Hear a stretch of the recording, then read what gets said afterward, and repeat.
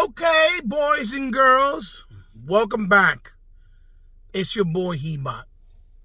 And I want to talk about this whole thing that's been going on. I know I'm late to the party with my single player thoughts about the whole scenario with the DC Gotham Knights being at 30 frames per second. But I also want to touch base on all these peoples, right, and gamers in the community within the social media, forefront and space that keep doing really asinine comparisons with games like Callisto Protocol and games like Plague Tales Requiem. Okay? Now, full disclosure, I am for the gamer. I am a gamer first and foremost. I do not get paid by none of these companies, none of these developers. So I definitely am by your side as far as the gaming front is. But with the wealth of knowledge and education that I've had in the gaming space through the years that I've been able to obtain, I've been fortunate enough to understand and learn a lot of the ins and outs of how things work, which a lot of gamers really don't, either because they haven't been gaming as long as I have, or because they just never paid attention to those small, finite details, or maybe just because they don't like to listen or read, whatever the case may be. But gamers have the tendency to always want to know and talk about subjects that they really don't have a clue, right?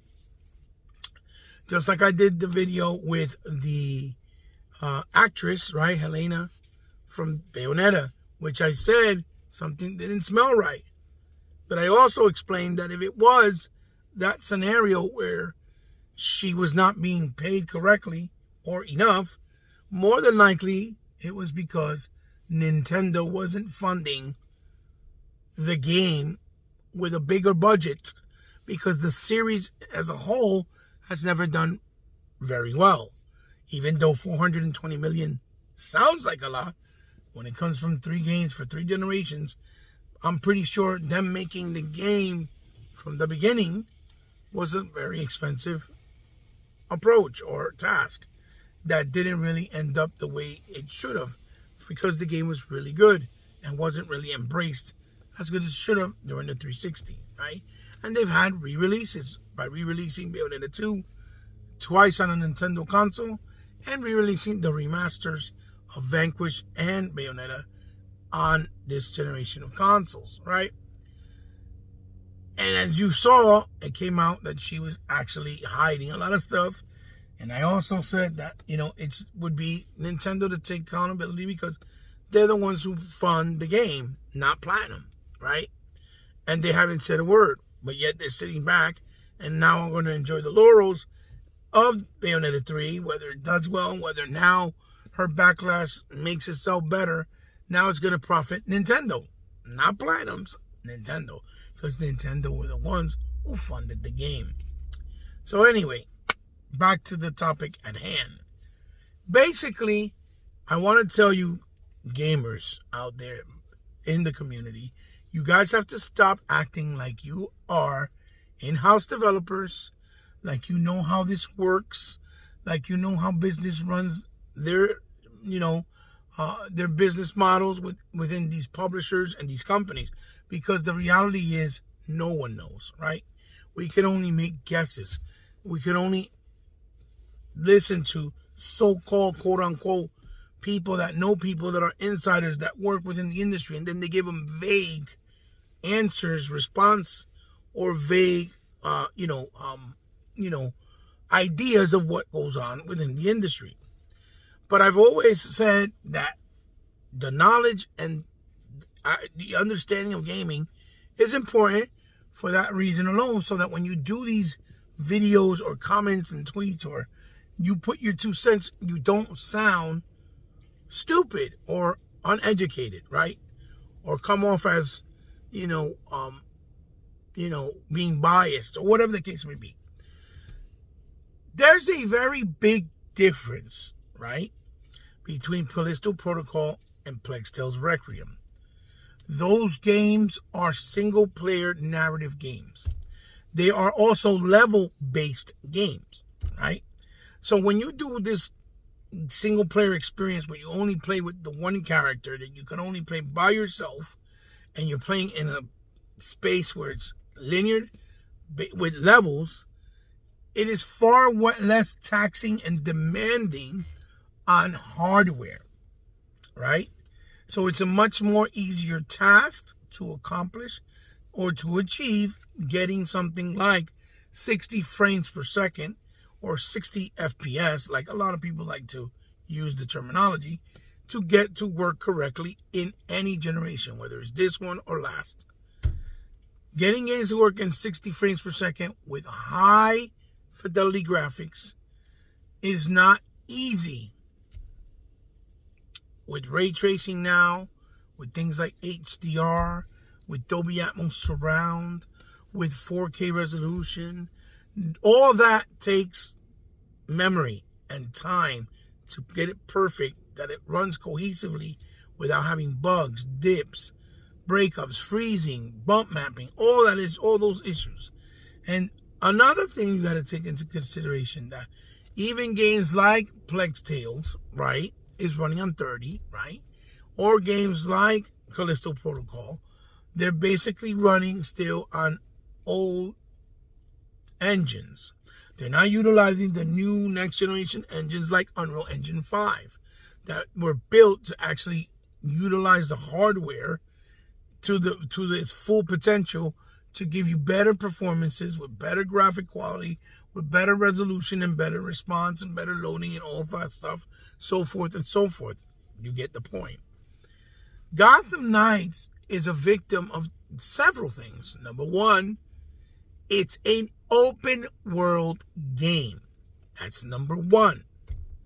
Once it's open world, now it has to procedurally generate in real time, all the time, frame by frame, at those frames that it's running. So it's a lot more daunting and taxing. You gotta also understand that Gotham Knights is running on a last generation engine. That is why it was going to be cross-generation, which they just stopped developing the game and scrapped it earlier this year around, I think it was February or March, when they made the announcement. Which tells you all those years that they've been working on it. They were working on the last generation version of the game for PS4 and for the Xbox One or Xbox One X. That was time, money, resources invested into that version. They already had a deadline. They already gave the release date. They could not afford to delay the game any further because that's just not how the world works.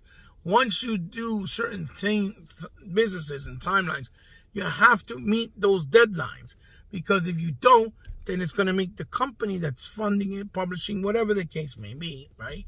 Even though this is a WB game owned by WB, but it was being done by a different developer. If the people that are developing it do not meet that criterion of meeting that deadline, they're going to make WB Games lose more money, right? Because then they have to invest more money in the game. And that's the reason why they can't just be like, let's just delay it again. Because that doesn't work that way. The Batman and Gotham Knights IP does not belong to the developer, which at this point, I'm drawing a blank. I don't remember the name of them. The ones who did, Batman Origins. So that is one of the biggest reasons why they just can't be like, oh, delay the game. So one of the first mishaps is that it's open world. Second, it has an old engine that they were working on for quite some time for last gen. Third, it's also time and resources that they used during that time for the other version, which they couldn't apply and work with for the next gen version. Then you have the aspect of it having 4 players that you got to create their attributes, their move sets, their abilities, their personalities, their voices within that world that you created in the open world space. So each one of those characters individually is resources that you're taking from the hardware, right? So those characters are not just one character like you do when you play Ragnarok, which is just Kratos with Atreus being his sidekick. Or with Plex Tales with the little boy, which I forget his name at the moment, which is just the character you control. The same thing with Callisto Protocol. The main character is going to be one character, and that's it. So it's not as simple as black and white to say, oh, this game can run 60 frames, because it's not. Because now you're talking about 4 characters, right? The same way, you also got to take into consideration is co-op online with non-tethered co-op, which means you're able to go at any point, at any place, while you're playing with no slowdowns or interference when you're playing co-op. You're not stuck to the general space. You're not stuck to the general space where it's only you in that area and you can't move from it. Kind of like in Lego's Lord of the Rings or Lego games that you've seen in the past, right? That the camera would pan out, but you basically stay in this generalized area.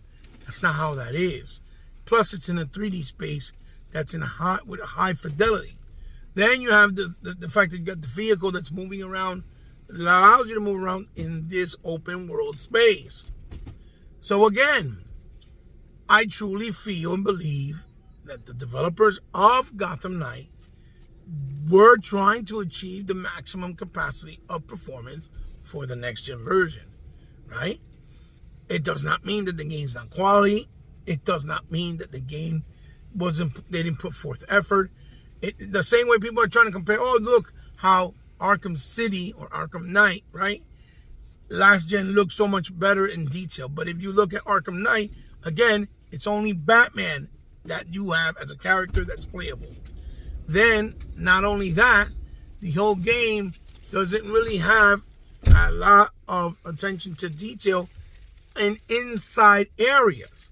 The same way that if you look at the graphical fidelity, it's running at like 720p with multiple jaggies, and that rain that you see is basically to hide a lot of the indiscrepancies and a lot of the black areas, to hide low fidelity graphics, low attention to detail, and things of that nature, right?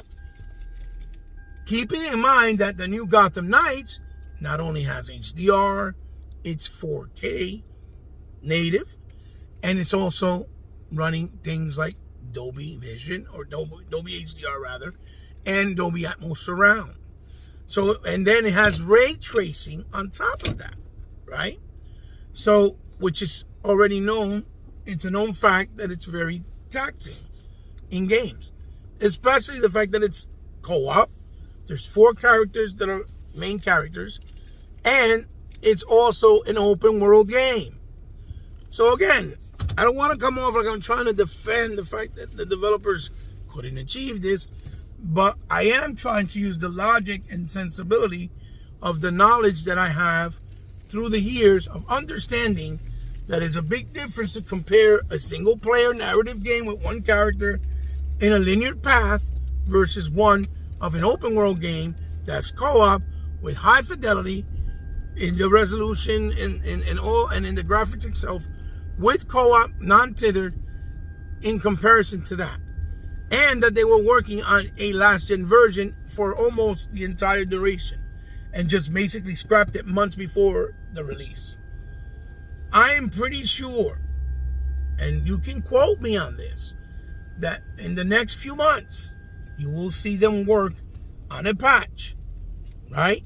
Because they probably didn't have enough time to do it. They just said, let's release it the best that we can, and we'll fix it as we go along. To do the game in the way where it has stable frame rate at 30, and give you the option to play the game at 60 frames, probably with a lower resolution like 1440p with ray tracing, or 1800p without ray tracing, or even 4K, because the ray tracing is also taxing, for what we all know and what's been said to us this so far by developers did to this point. Understanding and keeping in mind as well that this game is still running on an old engine. This is not a next-gen engine. Okay? What makes it a version for next-gen is that it's 4K, is that it has ray tracing, is that it's still co-op mode in an open world space, and that it's supposed to have like a 60 frame mode or HDR or Dolby Atmos. That's what makes it next-gen. You see?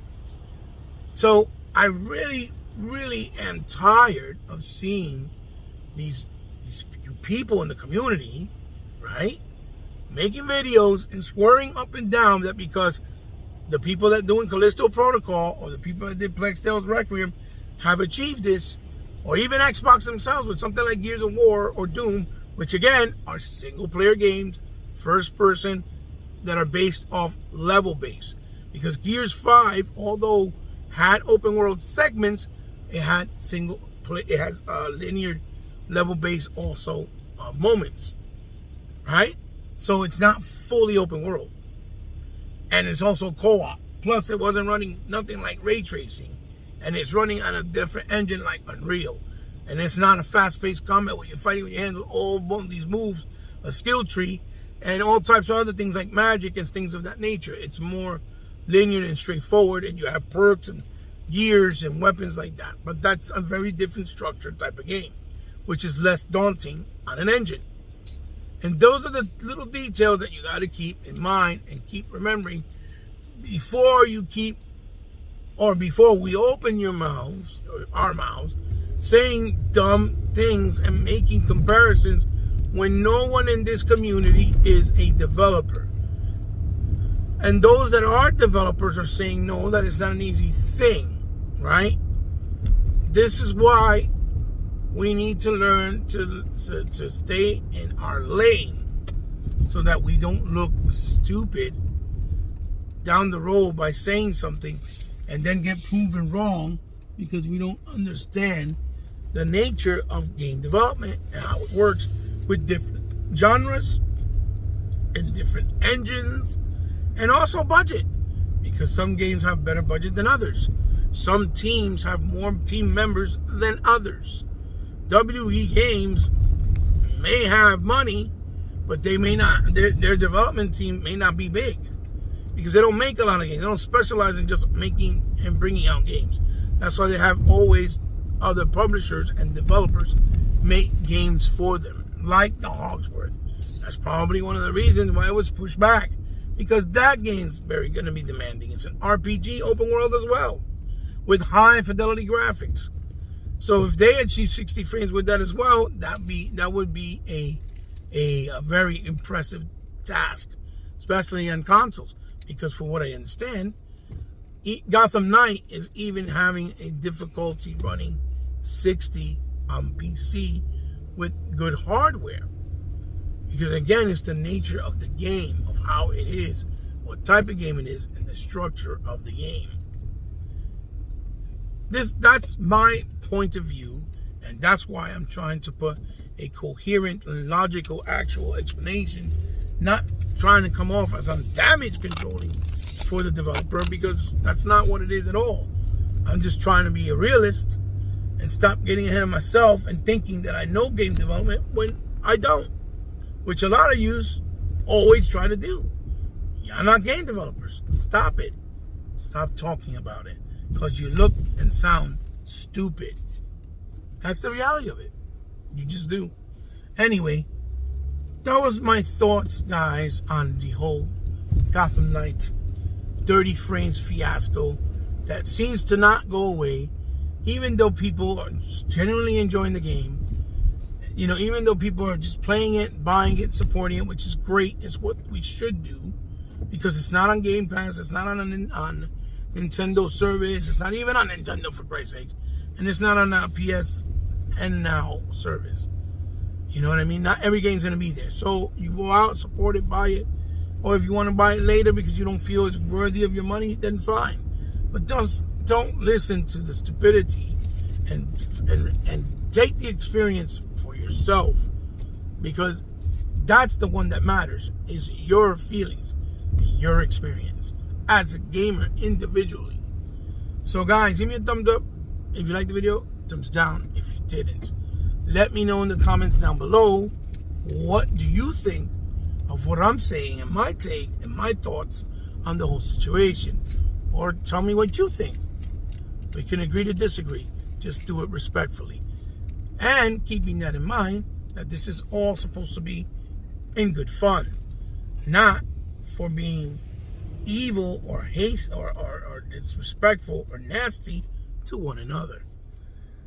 Guys, share the video with someone you think might like it. As always, you can find me on any social media platform. You just got to look down in the description below. Or if you want to help me out on my channel in any way, shape, or form, because you like what I do, it's also down in the description below. Just remember, it's not mandatory. It's only if you want to, from the kindness of your heart. This is your boy Heba signing off. I should be doing some other videos soon. Please, I apologize. It's been very hard based off my health. But I'll try to keep them coming and keep you guys posted on my thoughts, because I know you appreciate it. I'll see you in the next one, guys. Peace.